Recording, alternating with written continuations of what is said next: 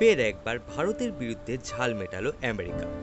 এর আগে ইউক্রেন যুদ্ধের সময় নিশানায় রাশিয়া থাকলেও ভারতের বিরুদ্ধে পদক্ষেপ করেছিল আমেরিকা। আর এবার নিশানায় ইরান এবং ঝাল মেটানো হলো সেই ভারতের ওপর।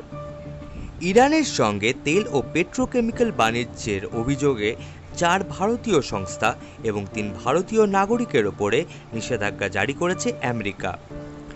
ওয়াশিংটনের নতুন অপারেশন ইকোনমিক আউটকাস্টের আওতায় এই পদক্ষেপ করা হয়েছে বলে জানা গিয়েছে। নিষেধাজ্ঞার তালিকায় আছে পোর্টিস পার্টনার্স, সদাশিব ওভারসিজ, পিপি সফটেক আর প্রকৃতিস ইনফ্রা ইমপেক্স। আমেরিকার অভিযোগ, পোর্টিস পার্টনার্স ইরানের পেট্রোকেমিক্যাল পণ্য ভারতে আনতে সাহায্য করছে। এদিকে সদাশিব ওভারসিজের বিরুদ্ধে প্রায় $6.90 কোটি ইরানি পেট্রোলিয়াম পণ্য আমদানির অভিযোগ।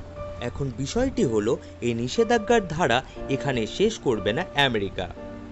ইরানকে তারা মারতে পারছে না, এই সুযোগে ভারতের ওপর ঝাল মেটাতে তাদের কোনো সমস্যা নেই। এখন প্রশ্ন, এই মার্কিন নিষেধাজ্ঞা কি ভারত আমেরিকা সম্পর্কেও নতুন চাপ সৃষ্টি করবে? আপনার কি মনে হয়? নিজের মতামত জানান কমেন্ট বক্সে, এবং ভিডিওটি ভালো লেগে থাকলে লাইক এবং শেয়ার করবেন। আর ভূ রাজনীতি সংক্রান্ত আরও এমন আপডেট পেতে প্লিজ আমার চ্যানেলটি সাবস্ক্রাইব করবেন। ধন্যবাদ।